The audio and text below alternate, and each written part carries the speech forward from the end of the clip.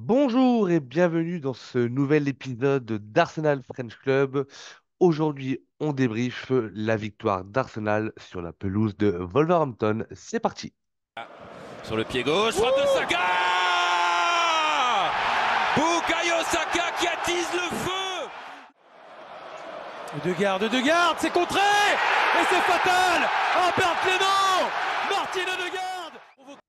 Bonjour à tous et bienvenue dans ce nouveau podcast, ce nouvel épisode au lendemain de la victoire d'Arsenal, puisque le podcast est enregistré, pardon, ce dimanche. À nouveau, pour des raisons de disponibilité des uns et des autres entre vie professionnelle et personnelle, euh, c'est de nouveau moi qui me colle à ce petit podcast qui sera relativement court, mais il me semblait important de pouvoir faire perdurer ce podcast d'après-match et puis de pouvoir aussi vous permettre d'échanger par vos commentaires sur les différentes plateformes vos impressions, vos avis, vos désaccords, vos accords, ce qui vous vient par la tête, qui vous vient dans la tête, pardon. Donc cela reste cordial. Je vous le disais en préambule, nouvelle victoire d'Arsenal sur un déplacement qui semblait pas forcément très compliqué sur la pelouse de Wolverhampton. Maintenant, en première ligue, on le dit toujours, on ne sait jamais. Il peut toujours y avoir des pièges. Et puis finalement, victoire 2-0 de nos Gunners. Alors très rapidement, on va peut-être revenir un petit peu sur la compo de départ choisie par Arteta. On avait, pas réellement de surprise, dans les buts, David Raya. Défense à 4, Ben White, Saliba, Gabriel et le retour de Kivior sur le côté gauche. Un milieu à 3 avec Declan Rice, le retour de Kai Havertz en 8 et l'indéboulonnable Captain Ødegaard et une ligne d'attaque avec Saka à droite, Trossard à gauche et pour le plus grand plaisir de mon ami Méchad, Gabriel Jesus en pointe. Alors je vous le disais, pas forcément trop de surprises, peut-être le retour de Kivior, mais finalement on avait appris un peu plus tôt dans la journée d'hier que Tomiyasu avait été à nouveau blessé, ne faisait pas partie du groupe. Et donc, il restait finalement soit Zinchenko, soit Kivior. Et c'est Kivior qui a été sélectionné et choisi pour commencer ce match-là. Alors, est-ce que c'est une sanction vis-à-vis de Zinchenko? Est-ce que ça permettait de redonner du temps de jeu à Kivior qui avait perdu sa place il y a de ça quelques matchs? Bon, on sait pas trop finalement. Est-ce que c'est vraiment important? J'en suis pas sûr. Dans le milieu, Jorginho a été laissé au repos. Euh, Partey, visiblement, n'est suffisamment pas rétabli pour commencer un match et pour être performant à 100%. C'est donc Havertz qui avait repris ce rôle-là. Et c'est là où on voit, alors que l'on soit d'accord ou pas, mais que l'on voit toute l'importance et la confiance, pardon, qu'accorde Arteta à ce joueur-là, puisque à un moment donné, s'il titularise Jesus en pointe, Havertz redescend forcément au milieu, alors qu'on pourrait dire on pourrait penser que on est tous d'accord de dire que le meilleur poste d'Havertz sur cette saison-là a été en neuf, et que donc du coup, si le choix de titulariser pardon, Jesus en neuf est fait, logiquement, Havertz se retrouve sur le banc, mais on voit vraiment que c'est une pièce maîtresse. Encore une fois, on n'est plus là pour faire le débat, on l'avait fait il y a de ça quelques temps. Mais voilà, c'est une pièce forte de l'effectif d'Arteta. Il compte sur lui, il lui accorde sa totale confiance. Donc voilà. Et le retour, donc, je vous le disais, de Jesus dans l'axe et de Trossard à gauche, les super subs de la Ligue des Champions qui ont été titularisés. Sur la première mi-temps, on n'a pas forcément grand-chose à dire. On a plutôt bien entamé ce match-là. avec première occasion avant la première minute de jeu, avec une frappe, pardon, pas assez appuyée et beaucoup trop axiale d'Havertz. S'ensuit un nombre incalculable. Alors, on peut appeler ça des occasions, des demi-occasions, mais je vous parle de deux frappes de Rice à l'entrée des 16 mètres. Les deux ne sont pas cadrés, mais voilà, sur des phases de jeu qui étaient relativement intéressantes. Il y a un centre, je crois, le Trossard sur la tête de Saka, mais voilà, sans vraiment grand danger. Et il aura fallu finalement attendre la 30e minute de jeu pour voir Wolverhampton venir nous inquiéter. Et finalement, comme souvent dans les matchs d'Arsenal, sur des équipes comme celle-ci, et ben, l'occasion vient d'une erreur de notre part, puisque c'est Kivior qui, sur son côté gauche, s'en mêle un peu les pinceaux, perd la balle. Il y a donc un face-à-face avec, je crois, je sais même plus qui c'était, mais c'est un milieu de Wolverhampton qui frappe au premier poteau et Raya la touche et la dévie sur la barre transversale. Et finalement, c'est à peu près la seule occasion que Wolverhampton aura du match, pardon. Euh, que vous dire de plus? Il aura fallu attendre la toute dernière minute du temps réglementaire de cette première mi-temps pour voir Trossard ouvrir le score. Alors, on pourra dire ce que l'on veut. Moi, je fais partie de ceux qui disent que la frappe est ratée.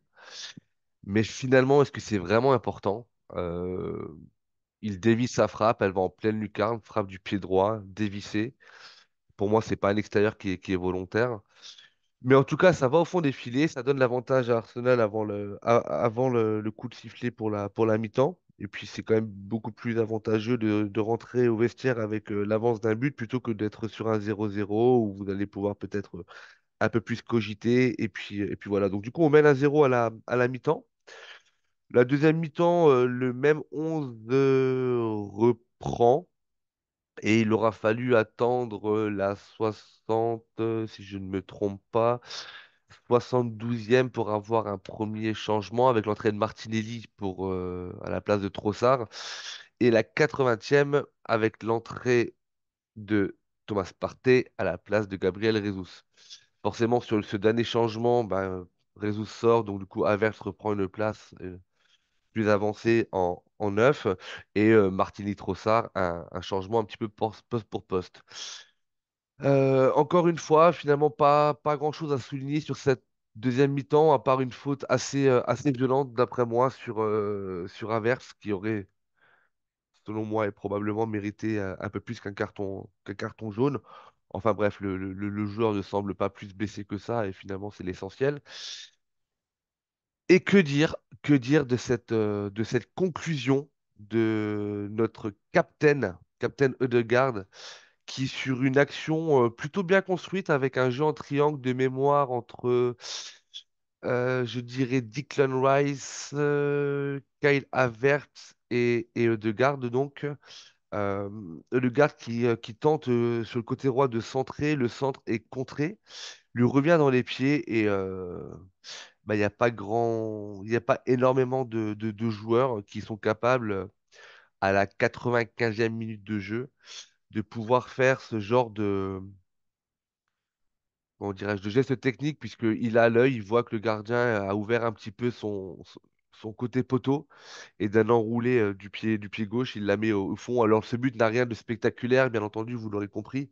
Si vous ne l'avez pas vu, je vous invite à le regarder, ne serait-ce que par rapport à la malice de Garde, qui a analysé ben, parfaitement la situation et qui, au lieu de retenter un centre ou de ressortir, etc., prend sa chance et met un but qui récompense un match très sérieux de sa part et un investissement de tout instant sur ce match-ci, comme sur les matchs précédents, même si ces derniers temps, comment dirais-je, la réussite le fuyait un petit peu. Et puis après, on aura remarqué dans le dernier quart d'heure aussi qu'on a une équipe qui s'essouffle de plus en plus. Et ça peut se comprendre avec l'enchaînement des matchs et la non-rotation des joueurs également, puisque on a quand même des joueurs qui sont indéboulonnables, notamment Gabriel et Saliba en défense centrale. Ben White à droite, il y a eu très très peu de turnover. Ødegaard, hormis les quelques blessures qu'il a pu avoir, pareil, ça bouge pas. Havertz a dû faire quasiment l'intégralité des matchs. Saka, c'est pareil. Parfois notre grand désespoir, mais voilà. Donc du coup, on a une équipe qui est souvent reconduite chaque week-end ou chaque match de championnat ou de Champions League. Et forcément, ça se voit. On a pu le voir contre le Bayern avec une équipe amorphe, sans réaction. Et là, sur le match d'hier, j'ai trouvé que sur les 20 dernières minutes, les derniers quarts d'heure, ça devenait un peu plus poussif. Voilà sur ce match de championnat. J'ai pas forcément envie de vous faire un petit récap poste par poste, mais si je devais souligner et mettre en avant un joueur, et d'ailleurs qui a été élu joueur du match, c'est le retour de Rice dans un répertoire qu'on lui connaissait, où il était un petit peu moins performant sur ces matchs-là, sans être mauvais, mais voilà, c'est un joueur qui a une activité qui nécessite énormément, énormément, énormément d'endurance et d'énergie. Et puis, ça reste, même s'ils sont payés pour et que c'est leur métier, ce sont des gens qui peuvent avoir des temps faibles ou des trous physiques. Et Rice est passé par là sur, j'allais dire, les 2 dernières semaines. Et là, on a retrouvé, pardon, un Declan Rice qui était impassable, magistral, qui a été présent partout, offensivement, défensivement.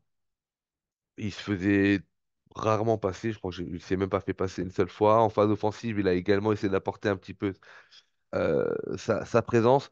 Donc voilà, donc du coup, pour moi, c'est l'homme à mettre en avant parce que ça fait plaisir de le revoir. Et que l'on sait tous, supporters d'Arsenal ou non, que dans cette course au titre, même si on a malheureusement, je dirais, abattu un joker lors de notre dernier match de championnat. Faut-il vraiment le rappeler avec cette défaite à domicile pardon, à Aston Villa? On s'est mis un petit peu une balle dans le pied. On sait qu'on n'est pas hors jeu, qu'on est encore dans la course pour ce titre-là. Il est resté avant le match d'hier 6 rencontres. On n'est plus premier. On ne l'était pas en tout cas au moment du coup d'envoi. On sait qu'il faut faire un sans faute. On sait également qu'il y a un calendrier relativement compliqué qui nous attend. Je vais peut-être, en fait, ça sera ma conclusion du podcast. Mais voilà, on avait 6 matchs à jouer, on en vient d'en jouer un. Et quoi qu'il arrive, et là, n'en déplaise à certains, quelle que soit notre façon de jouer, quelle que soit la qualité de notre jeu proposé, si on veut aller espérer chercher un titre qui nous fuit depuis maintenant 20 ans, bah, faut tout gagner. Faut tout gagner et puis espérer une méforme ou un accident de la part du City. Et ça peut arriver, même si leur calendrier est quand même relativement beaucoup plus simple que le nôtre. Mais donnons-nous la chance d'y croire jusqu'au bout. Je pense que, à titre personnel, que le prochain faux pas, match nul ou défaite d'ailleurs, sera définitif et nous retirera de la course au titre de Première Ligue. Donc voilà, donc 6 matchs, 6 finales, on vient d'en gagner une. Et que dire des matchs à venir, puisqu'on rejoue directement mardi prochain à la maison dans un premier derby face à Chelsea. Alors Chelsea, qui est une équipe qui cette année a énormément de mal, qui se trouve dans le ventre mou de la PL.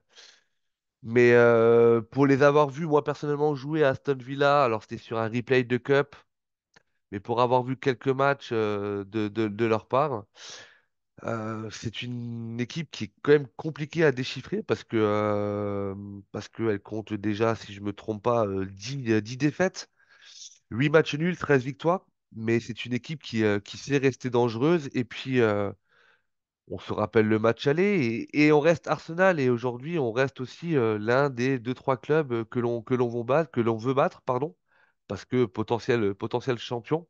Donc voilà, donc il ne faut rien lâcher dès mardi. Le match de mémoire, il est il doit être à 21 h, je crois que c'est 20 h heure anglaise, donc 21 h chez nous. Donc ça fera un podcast tardif si Méchad et Richard arrivent à se rendre, et Axel arrive à se rendre disponible. En tout cas, je pense qu'il y aura quelque chose qui sera fait. Quoi qu'il en soit, quelle que soit l'heure et quel que soit le résultat. Donc mardi, rendez-vous à l'Emirates face à Chelsea. Et il y aura pas mal de supporters français qui seront présents. Je vois ça sur Twitter. Qui seront présents à l'Emirates. Donc, bon match à vous. Je vous envie toujours. Je vous déteste toujours autant quand vous allez à l'Emirates. Mais profitez de ce moment-là. Et puis ensuite, on aura un match, le derby du nord de Londres. Ça sera dimanche à 15 heures à l'extérieur au Tottenham Hotspur Stadium. Autre match compliqué. Autre derby, puis on sait que les derbies, ça rajoute un enjeu supplémentaire et quel que soit le classement des deux équipes au moment du coup d'envoi d'un match, c'est toujours une saveur particulière. Mais dans tous les cas, on n'aura pas le choix, il faudra gagner. Et ces deux matchs mettront fin à ce mois d'avril titanesque, avec des hauts et des bas. Et puis on terminera un mois de mai un peu plus, même pas tranquille, puisqu'on se déplacera. On accueillera, pardon, Bournemouth. On se déplace à Old Trafford pour enfin recevoir Everton. Et puis, qui sait, peut-être que le match face à Everton, ça sera la finale de la Première Ligue et qu'on aura encore quelque chose à jouer. En tout cas, c'est tout ce que je nous souhaite parce que faut y croire jusqu'au bout et que tant qu'il y a un petit espoir, bah, il faut s'y accrocher. Voilà pour ce petit débrief, petit podcast.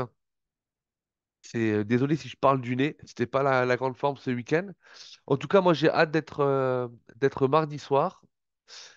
J'ai hâte de retrouver les poteaux s'ils peuvent se rendre disponibles, que ce soit Axel, Richard, euh, Méchad et les autres. Et puis en attendant mardi, je vous souhaite une bonne écoute. N'hésitez pas à nous suivre sur les différents réseaux sociaux. Vous les connaissez maintenant, hein, X, Facebook, Instagram. N'hésitez pas à aller liker les pages, à aller liker les comptes, à aller liker le podcast, de nous envoyer de la force et puis de toujours pareil, de nous envoyer vos commentaires. Dites-nous ce que vous avez pensé de ce match-là. Dites-nous si vous pensez que le titre est encore jouable de votre côté. Évitons peut-être sur ce débrief-là de refaire du cas personnel sur l'utilité ou non d'un Saka, l'utilité ou non d'un Havertz, etc. Voilà, prenons les points les matchs comme ils viennent, prenons les victoires comme elles viennent également, ça fait toujours plaisir. Et puis n'oubliez pas que ça reste du foot. Je vous souhaite une bonne fin de journée en fonction de l'heure où vous allez écouter ce podcast-là. Et puis je vous souhaite un bon Fulham-Liverpool qui a commencé. C'est toujours 0-0. On regardera quand même avec attention le résultat de Liverpool, même si ils sont derrière nous. Et que je crois un peu moins en eux que en City pour nous embêter dans cette course au titre. Voilà, portez-vous bien et à mardi.